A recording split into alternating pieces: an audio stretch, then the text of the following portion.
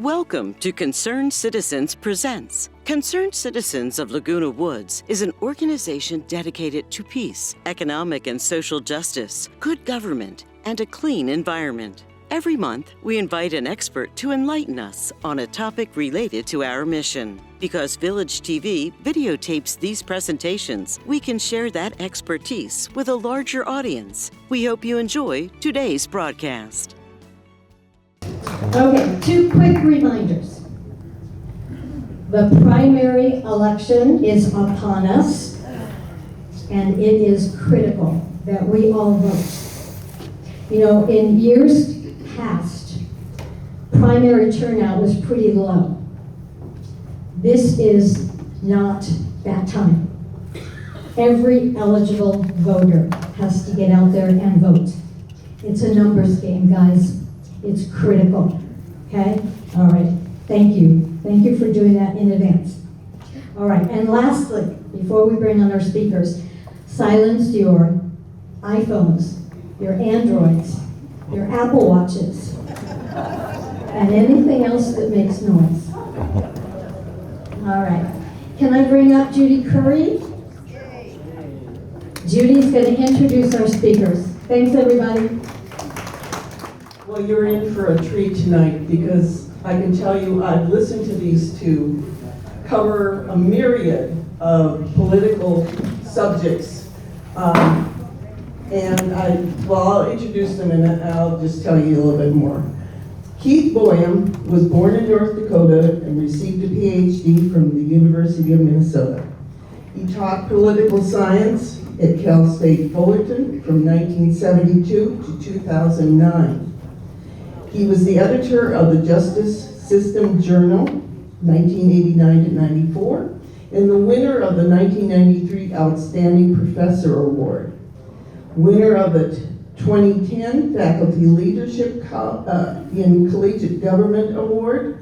And he's been, and the co-editor of the Empirical Theories About Courts in 2015. And Ron Steiner holds a JD from Southern California Law and PhD from University of Minnesota, worked as a lawyer for the multinational law firm Sidley Austin, and served on the Governor's Commission on Hate Groups in 1999, and was a temporary assistant district attorney for the County of Orange in 2009. He's been a Chapman Law School professor and political science department from the law school from 1993 to 98, and is presently from 2002 to present teaching political science. He's Chapman Faculty Member of the Year in 2006, President of the Faculty Senate in 2019. His academic articles includes the rise and fall of the Miranda warnings in popular culture, and commentary on the old saw that same-sex marriage threatens civilization in 2009. Now, I've been listening to these guys cover subjects from Prop 50, gerrymandering, governor's race, authoritarianism, and they've been doing this every couple of weeks at IUCC Congregational Church in Irvine, so they're very local and very available.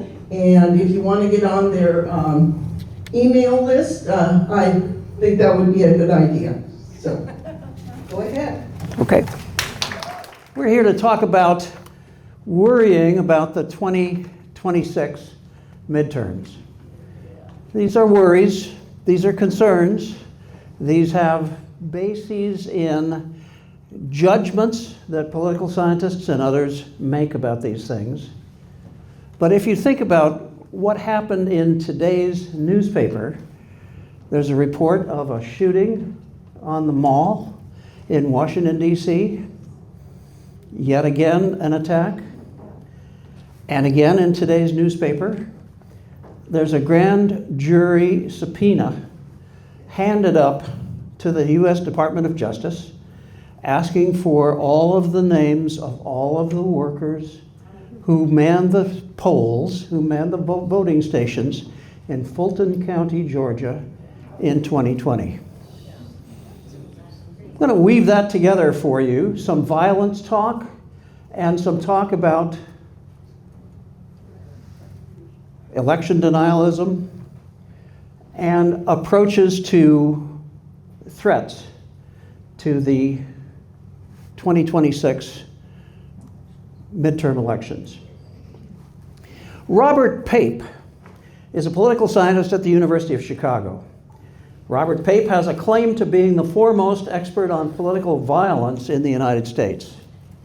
Professor Pape has remarked that the 2026 midterm may be the, quote, most dangerous, close quote, in our lifetimes. I'm going to sketch why and set the scene for other comments that I will make and that my colleague will make. Drawing on 20 scientific surveys run over 5 years, 2021 to 25 by the University of Chicago, Professor Pape notices that Americans report social acceptance of political violence at increasing rates that in fact are alarming. In that period of 5 years, about 10% of respondents told interviewers that political violence can be okay. That is more than double anything seen in the surveys prior to that time period. About half of the 10% on both sides of the political aisle, ladies and gentlemen, about half of those 10% equated political violence with assassination. Pape observes that the numbers have about doubled since Donald Trump was elected in November 2025. So the statistics that I just gave you have gotten more dire. In 2025, about 10% of Americans, when asked about the assassination of Charlie Kirk, the noted conservative, about 10% of Americans thought that it was acceptable. In the same time period, when asked about the attack on the husband of Nancy Pelosi in San Francisco, about 10% of Americans thought that that was acceptable. America has seen this before. Political violence established and maintained the subjugation of blacks in the American South from the end of Reconstruction to about the 1960s, call it 90 years. Violence reigned with lynching and with attacks. The second rise of the Ku Klux Klan in the 1920s saw between 4 and 6 million adherents, members of the Ku Klux Klan, that prior to the 1920s numbered about 100,000. So from about 100,000 to between 4 and 6 million, these were dues-paying members. The 1960s, for their turn, featured political assassinations, riots, and unrest. So, okay, why? What's going on?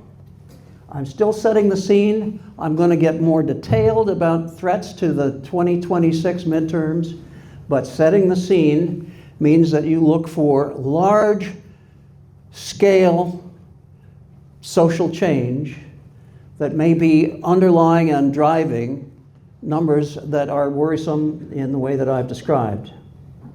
First of all, major social change has yielded radicalization and acceptance of violence on the basis of race, ethnicity, and immigration. In 1960, 88% of Americans were non-Hispanic white, just like me. Today, that number is 57%. Reasonable estimates take the number to 49% by mid-century. So the rate of change in the makeup of the population in terms of race, ethnicity, and immigration has been running at a pace not seen since the early 20th century and not seen since, arguably, that phenomenon led to the rise of the Ku Klux Klan in the 20s. Second, major social change has featured transfer of wealth in the last 25 years from the bottom 90% of Americans to the top 1%. The statistics are out there. I'm not going to quote them here tonight, but it can radicalize a population, whether focused on immigration and ethnicity or on wealth distributions. Groups can fear that the time has come to fear political lockout if you are against these circumstances and situations. Okay, Ron, I'm going to go to number one, some of what scholars on authoritarianism teach. I'm now moving from setting a wide scene to some particulars that political scientists and others find very concerning. Students of authoritarianism discuss the power ministries on the way to total control by a dictator. These would include the armed forces, the police. These are agencies of direct intimidation. They would also include the law, courts, and justice agencies. It is my judgment and the judgment of people that I respect that as of 2026, the FBI and the Department of Justice are utterly politicized in ways that are hitherto unknown in this country, utterly taken over. When you have a former head of the FBI indicted on the basis of seashells on a beach in North Carolina, need I say more? Other power ministries will include Homeland Security, the DHS agency ICE, and others.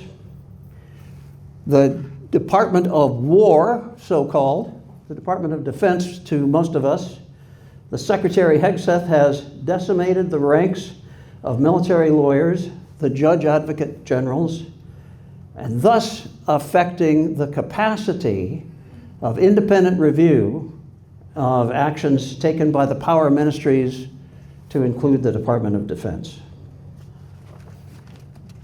Next slide, Ron. Some of what American political scientists notice, one of three. Important federal infrastructure has been dismantled. I'm sorry, ladies and gentlemen, this is what's happening. DOJ in February 2025 fired more than 100 staffers whose mission was to help state voting officials to fend off cyber attacks upon our free and fair elections.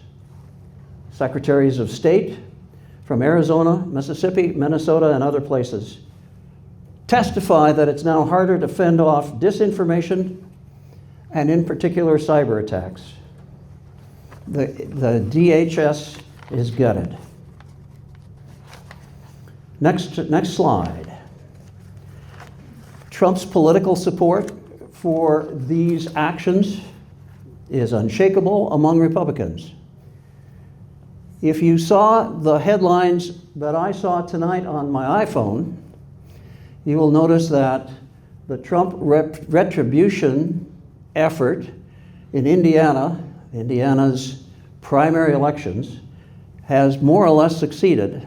At least 5 out of 7 members of the state legislature in Indiana have been defeated by efforts from the Trump administration dropping millions of dollars against their perceived political opponents. The SAVE Act is discussed below.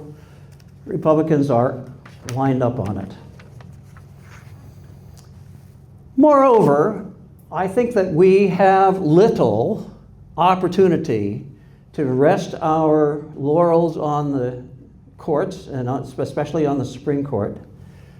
There's no particular reason, in my judgment, to imagine that the Supreme Court would stand in Trump's way if there were serious efforts to interrupt, disrupt, and attack the elections this fall.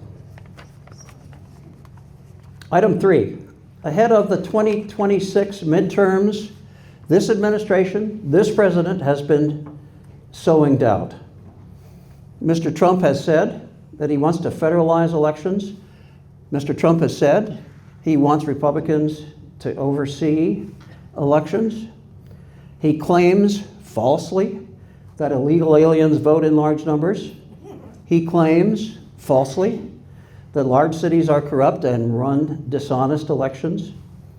Philadelphia, Atlanta, Detroit, and others. I wish this were not true. I wish I didn't have to do this recitation, but that's what this administration has been doing. In particular, the complaints about the 2020 election in Fulton County, Georgia, are of notice.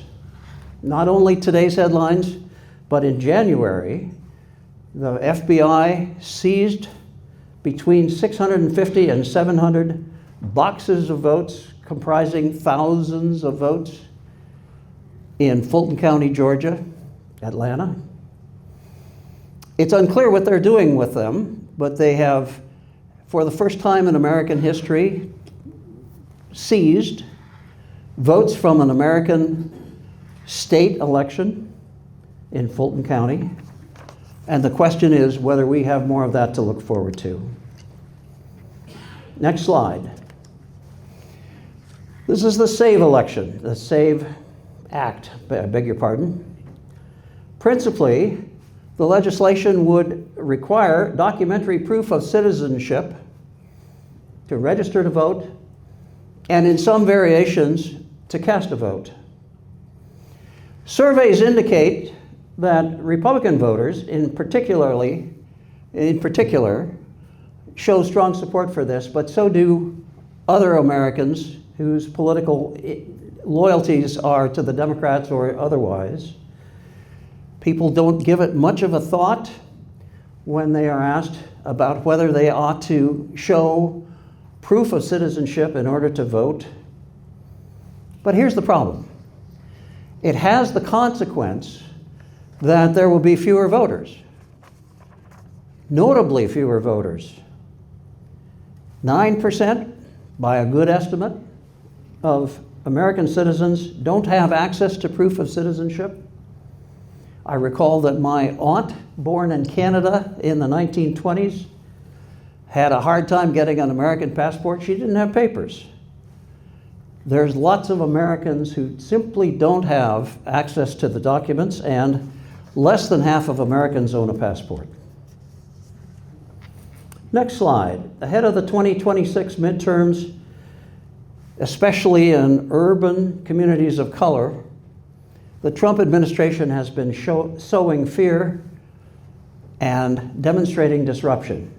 You've seen it in Minneapolis with ICE attacking people, killing Americans, at least 2. It normalizes the presence of federal agents when ICE whisks people off to Texas and even grabs citizens who speak Spanish. The intimidation factor is real, and some voters are going to stay home. Next slide, number 5. Ahead of the 2026 midterms, the Department of Justice has sought from states detailed voter information. What's the point? Data allow targeted actions. Data allow disruptions aimed at democratic groups, areas, and neighborhoods. Data can be manipulated to facilitate false claims about persons casting ballots who are not eligible. 11 red states have complied. Those data can be manipulated. And if you're with me worrying about the midterms to come this fall, you should worry with me about the misuse of such data. Look, some of you are going to feel that I'm after Mr. Trump, and I suppose I should just say, I suppose that I am.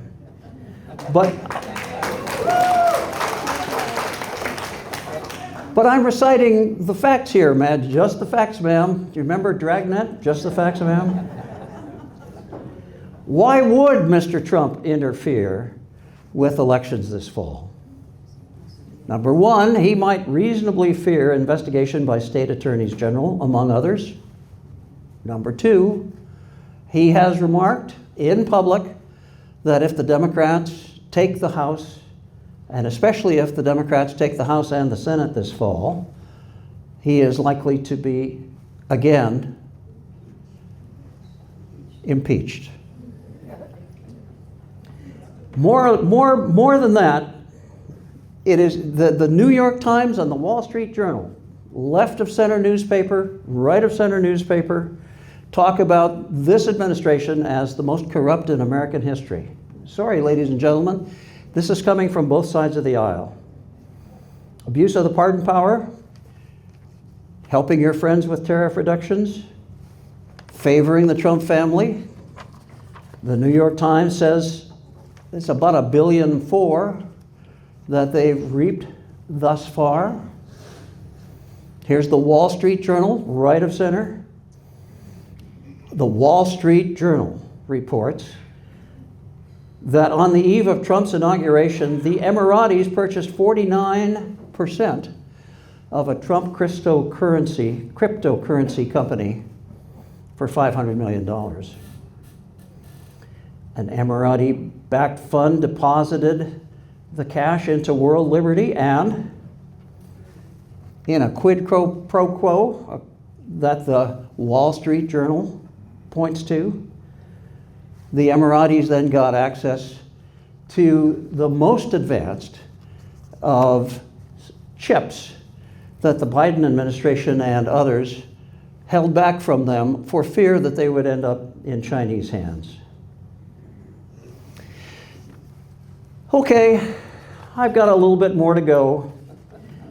Why would Trump interfere? He has a record of interfering. In January the 6th of 2020, there was a phrase, hang Mike Pence. There were people who pleaded guilty to attacking federal officers defending Congress. There was Trump's actions in 2020 pressuring the Georgia Secretary of State. And in a relatively later breaking piece of news, we now know that there was a phone call from Trump in December of 2020 to the Speaker of the Georgia House asking for a special session to overthrow the results. My point is the following. This administration, this president, has a track record of interfering. If you're going to worry about whether anybody's going to interfere with the election, looking to a track record is a way of thinking about that. It does not appear to most political scientists, does not appear to me, that there would be an outright cancellation of the vote in November. It's just not what 21st century authoritarians do.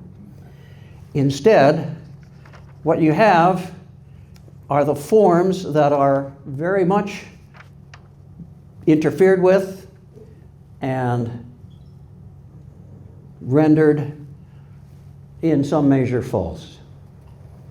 Next slide, Mike Johnson has a record of delaying the seating of a Democrat in 2025-26. Next slide. There are opportunities for any president of the United States, to include Mr. Trump, to do things like declaring emergencies and invoking the Insurrection Act.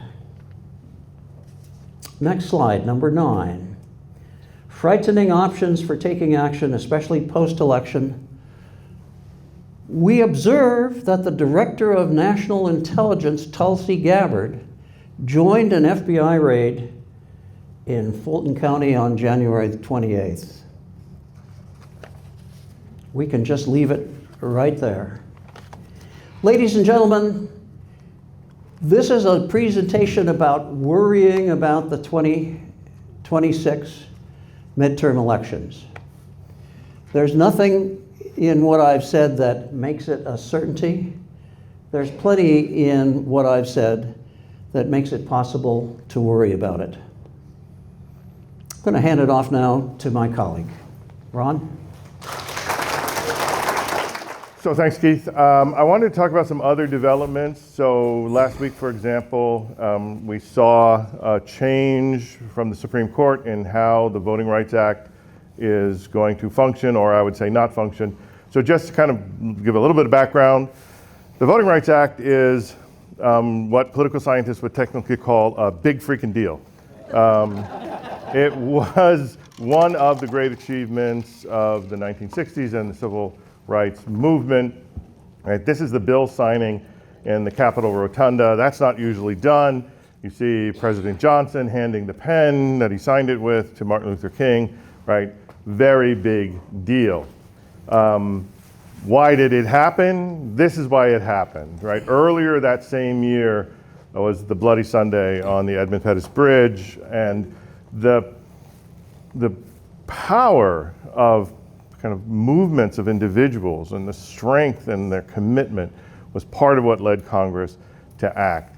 And recently, Justice Kagan noted the Voting Rights Act, Rights Act was born of the literal blood of Union soldiers and civil rights marchers. So it was, again, pretty big deal. And it was known to be a big deal immediately. This is a headline from shortly after it was passed. So they're noting that, like, in the upcoming 1966 election, there will be big changes in American politics because of the Voting Rights Act. So immediately people understood the significance. Where are we? But here's a political cartoon saying, well, the Voting Rights Act is dead. And here's a reporter from NPR sort of mirroring, kind of immediately noticing the significance of the end of the Voting Rights Act, that we're going to see the largest ever drop in black representation in Congress. Why is that happening? So here's the kind of recent history of how the Supreme Court has treated the Voting Rights Act, something that congressional scholars are already, or constitutional scholars are already calling the VRA trilogy. So back in 2013, the Supreme Court struck down Section 4B, which made Section 5 inoperable. So what does all that mean? It used to be the case, and really the powerful portion of the Voting Rights Act initially was Section 5, which said, if you are in a state that has a track record of racial discrimination, then if you want to make changes to your voting system in any way, electoral systems in any way, you should get court clearance or Justice Department clearance, because we don't trust you, because you've proven yourself to be untrustworthy. So that was Section 5, the pre-clearance requirement. And Section 5 couldn't function without Section 4, which defines what we mean by untrustworthy.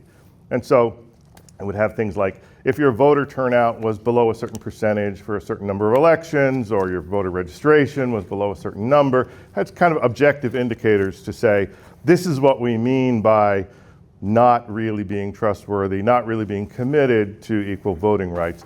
And if you fall into that category, then under Section 5, you have to get permission in order to make changes. Well, in 2013, the Supreme Court said, Section 4 can't be enforced anymore, even though it had been tweaked in various reauthorizations of the Voting Rights Act over a series of years. The Supreme Court announced that, we now think, that is, we, the five of us, now think that America's moved on, and given what they called the equal sovereignty of states, it's somehow wrong to label some states suspicious. It's somehow wrong to be labeling some states as sort of unworthy of being trusted. And so Congress would have to come up with a new formula. So Section 4 is struck down. Congress has to come up with a new formula to decide which states are going to be mandated to go through pre-clearance. And then if Section 4 is struck down, Section 5 can't function. The Democrats immediately wanted to come up with a new formula, trying to guess a little bit about what the Supreme Court would approve. But, to be honest, the Republicans decided, no, we're not going to do that. We don't want to talk about it. So that was the end of it. No one ever came up with, or Congress was unable to pass a new formula under Section 4. And so if you don't have a Section 4 that functions, then you don't have a Section 5 that functions. So one of the most important engines of the Civil Rights Act was just kind of eliminated. Then what remains is really Section 2, which is the other engine of the Civil Rights Act. And in 2021, in a case called Brnovich, the Supreme Court said, well, challenges under Section 2 that only challenge things like time, place, and manner restrictions are no longer going to be entertained by courts unless you can make what they call a strong showing of overt racist intent.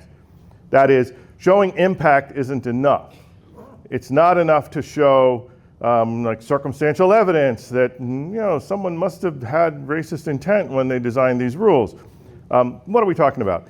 If you have a rural county in the Southwest with a big Native American population and you cut back on the number of voting places and you limit mail-in voting, and it turns out that a whole bunch of Native Americans can't vote, can you prosecute that?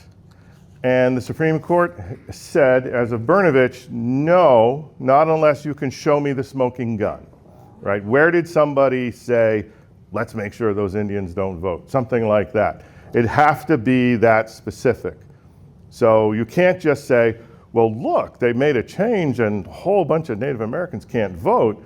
That has to mean something. And the Supreme Court said, no, doesn't actually have to. So we're not going to allow disparate impact showing. You have to have a specific showing, even for things like time, place, and manner changes. And then last week in Louisiana versus Calais, Section 2 finally just comes to an end. So what happened? So under the Civil Rights Act, and we'll kind of look in another slide or so, the logic was, if you can show that there's what the courts called vote dilution, like diluting the strength of racial minorities. If you show changes whereby, well, black individuals can vote, but blacks as a community can't, their votes don't matter because they're spread out in a whole variety of ways, their voting strength is cracked. In redistricting terms, we talk about packing and cracking. Packing all the voters, the black voters together into one district so that some of their votes are wasted because they're all in one district, or cracking them and spreading them across a whole bunch of districts so again, their votes don't matter. And the idea was, if you can show vote dilution, that is, black votes don't matter because they're scattered over a whole bunch of districts, then under Section 2, you could remedy that by saying you should redraw your maps and don't crack the black community into a whole variety of districts where they're a minority in every district. You can actually kind of put them together into a district where they have a chance, an opportunity to maybe win the seat. These were called opportunity districts. And the Supreme Court has said in this most recent case, no, you can't do that unless you can show, again, overt racist intent. And even then, you really shouldn't take race into account when you try to remedy this vote dilution problem. So here it is. Courts cannot rule that racial vote dilution through gerrymandering is illegal under the Voting Rights Act without a strong showing of intentional racism. And then intentional partisan gerrymandering is actually a legitimate defense to a claim of racial vote dilution. What that means is you can say now, oh, we weren't trying to pack all the black people together, or we weren't trying to crack all the black votes apart. We were just trying to, damage the Democratic Party's chances of winning any seats. And if we do that, that's an innocent explanation for what has happened. So we're not doing it on the basis of race, we're doing it on the basis of party. And the bottom line is, there's no way to deal with vote dilution through cracking anymore. There's just no way to do it. Sorry. So what is going to happen? states scramble to redistrict. You saw within 2 days, the governor of Louisiana announced that they're going to go ahead with the election.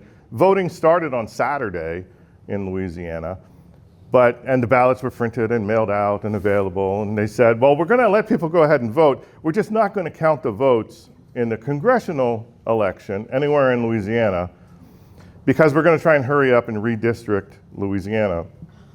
And then we'll have a second separate primary election just for Congress. So there'll be a lot of confusion. But Louisiana is not the other state, only state. Alabama's trying to do it. Tennessee's talked about it, Mississippi. Florida's already actually done some work.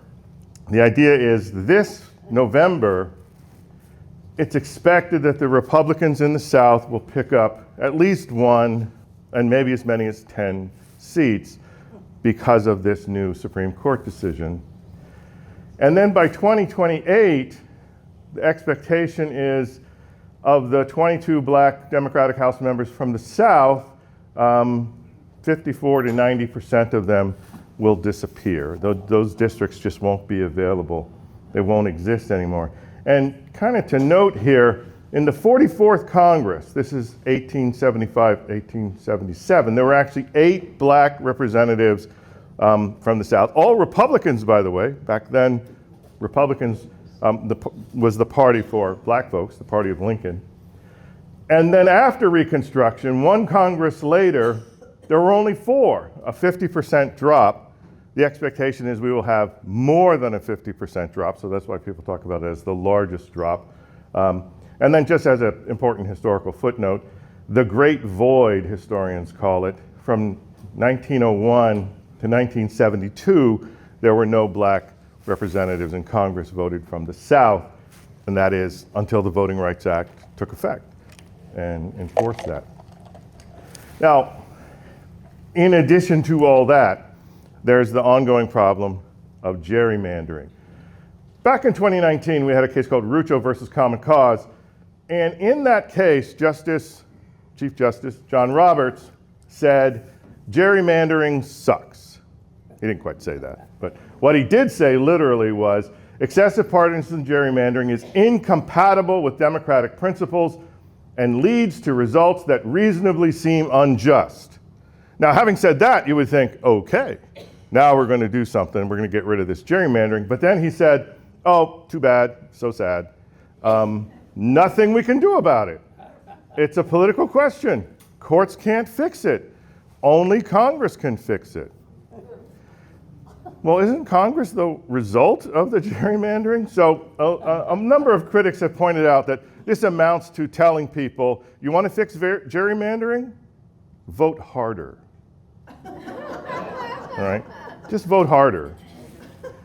All right, but at least in 2019, he's saying gerrymandering's bad, it's undemocratic, it makes people doubt the system. It really is kind of not good. Well, never fear. Last Wednesday, the Supreme Court said, yeah, gerrymandering's fine.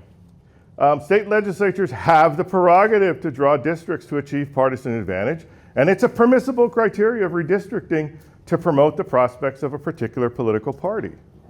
Oh, so those of you who look out at America and the political condition of America, I'm sure we would all agree that one problem we have in America is not enough gerrymandering. So we're going to fix that. The Supreme Court is going to help us fix that. So like what happened, right? We saw 2024, Texas redistricts at the request of Donald Trump. Don't worry, I'll get to California. Now, by the way, those of you who've been around for a while, and I think some of you have been around for a while, we didn't used to redistrict in the middle of a decade, right? We would do a census in the 10-year, right? 2010, you do a census, then you redistrict, because now you have new numbers. People have moved around, right? You'd want to redistrict. You'd have to redistrict. And then in 2020, we'd do a new census, and we would redistrict. Well, this is one of those things where people thought like that was a constitutional principle, or maybe it was a law. Turned out it was just a norm, right? We didn't know that until someone decided, what if we start redistricting in the middle of a 10-year cycle? Could we pull that off? And initially people objected, God, that's got to be illegal. Isn't that unconstitutional or something? And courts said, you'd think so, but no. So go ahead, knock yourself out. So now people are knocking themselves out. So now we're redistricting anytime we want, right? And some states have redistricted quite a bit. So here's Texas making a change. And you know what's going to happen is the vote percentage that is expected, you know, about 58% to 66 is going to change. Without changing the vote percentage, they're going to pick up about 80% of the seats. Now, as I said, same thing's going to happen in California. California jumped on the bandwagon. So they're going to, you know, make a change. And in some ways, it's even worse. And it's even more stark, right? 92% to about 8%. I would at least give Gavin Newsom the credit of owning his hypocrisy, right? He has said, yeah, this sucks, this is stupid, we shouldn't be doing this, but we're gonna do it. Because the Democratic Party has been pushing for a long time to kind of take the politics out of redistricting. So in California and some other states, we've gone to these, you know, neutral commissions or nonpartisan commissions. So that kind of makes it a less, you know, less stark partisan fight, and the results are sort of more fair. But California, having once committed to doing the commission process, has now, if you remember, we voted on a ballot proposition to allow this just for a couple of years, just till 2030. And then when we have the new census, we'll go back to the old nonpartisan commission. At least that was the idea. So at least we own our hypocrisy, right? Now, redistricting, just in the last 2 years, a bunch of states have already done it, couple through court orders. And Florida sort of has announced they've done it. Courts are sort of still wondering whether Florida can actually do it. Florida actually has a state constitutional provision that says there should not be partisan gerrymandering in Florida. But the Florida legislature doesn't really seem to care. So Florida's trying to do gerrymandering mid-decade. And then we'll see what happens. Now, by 2026, imagine in this election, Democrats get to 51 seats. How are they going to do that? In the Senate, by the way. How are they going to do that? Assume they hold all their current seats. They win Alaska, Maine, Michigan, North Carolina, Ohio. They don't win Texas or Iowa. Winning Texas and Iowa is like, that's a long shot. Even this, right? This is the optimistic version of the story. Fetterman's going to jump. You know, all the political commentators I read, he's ready to jump. He's going to switch to the Republican Party. And so it'll be a 50-50 Senate. Vance will then be the deciding vote, so it'll be 51-50, 51-49 really, or 51-50. So that's kind of where we're headed. So don't get too optimistic about the Senate. I mean, holding on the seats and winning those states would be kind of a dream for the Democratic Party. Not clear that that's likely to happen. But even if it did, you know, it's not likely. And could the Democrats get to 52? Well, they'd have to hold on to all their seats, win those states, and win either Texas or Iowa.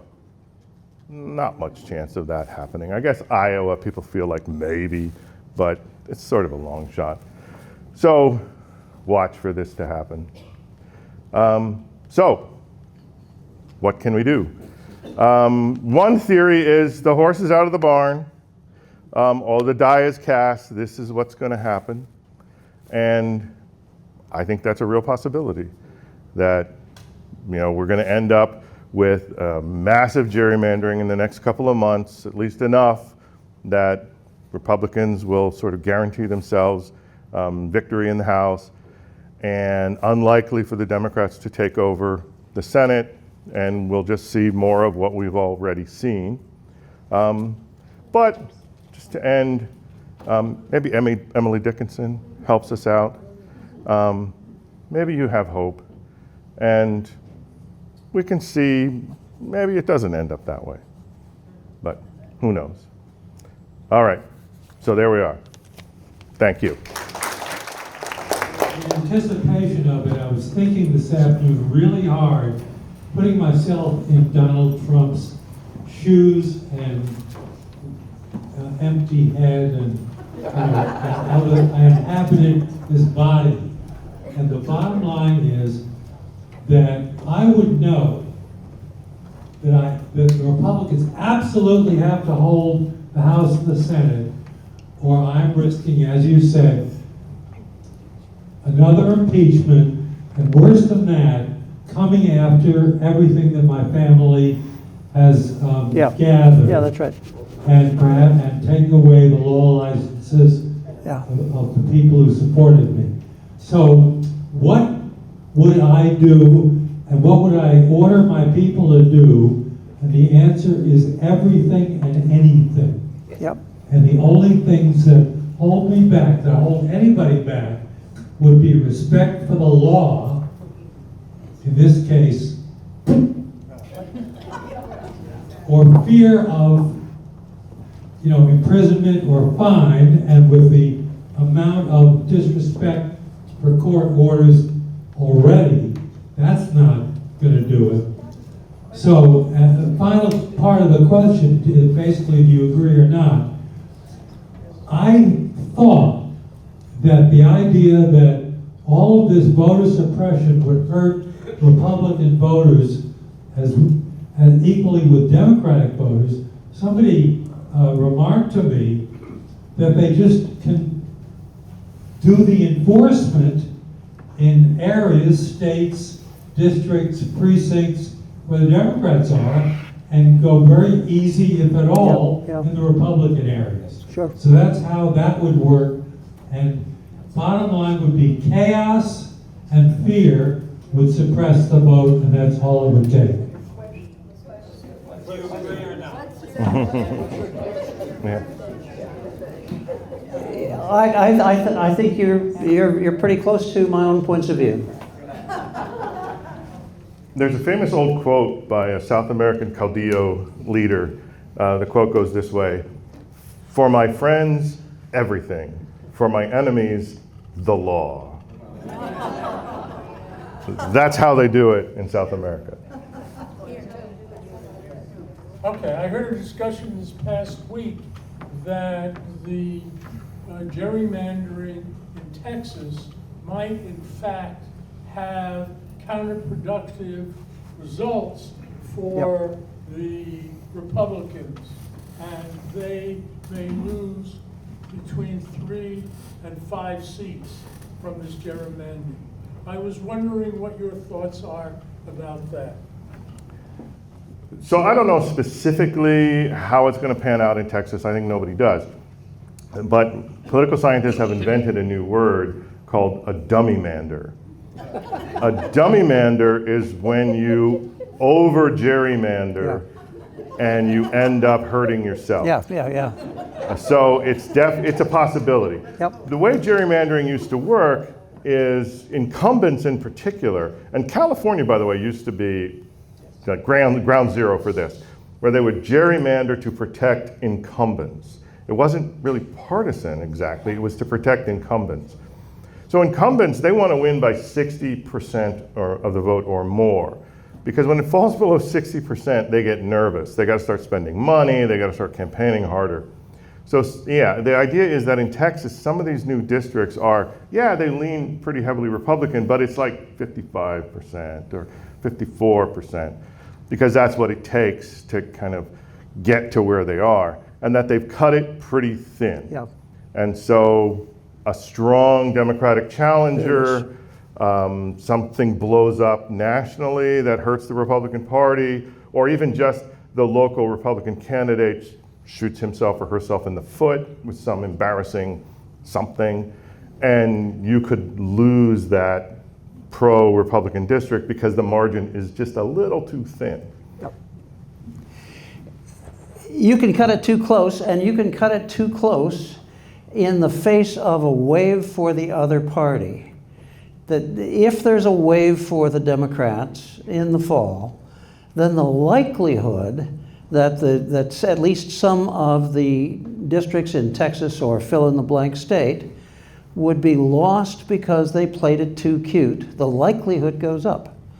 So ask yourself about Trump's approval ratings. Yesterday, read the paper, lowest ever for him and lowest in many years for an American president.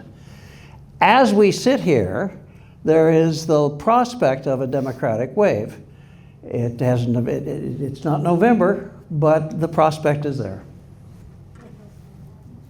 Hi.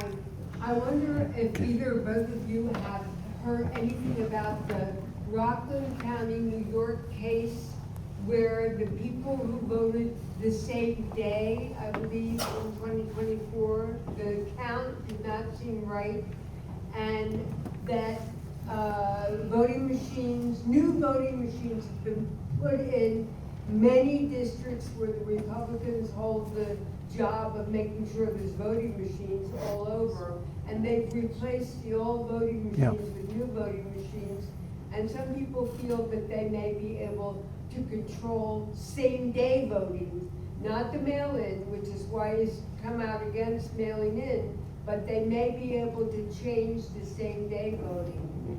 Do you know anything about that, or have you heard anything about those kinds of conversations? No. I haven't heard anything about the specific event or that specific incident. There are always stories, right? And particularly people who want us to doubt elections always find stories. If you want to make yourself 100% certain that American elections are fair, I would go to one place. The Heritage Foundation. They have a website, an interactive website, where they try to show how much, they say, vote fraud and election fraud there has been in America. If you go to that website and you spend time on it, you click on the interactive features, you drill down, you read the stories of the cases, you will come away 100% convinced that we do not have a problem of elections and voting in America, because they bend over backwards to find any instance they can. And in the end, they found a trivial number of cases, and most of the cases are good faith mistakes by people who are just honestly confused. And so, really, seriously, if you want to comfort yourself by the security and fairness of elections in America, go to the Heritage Foundation. And in their attempt to attack elections, they will comfort you and make you certain that we do not have a problem with elections in America. Wave elections are real.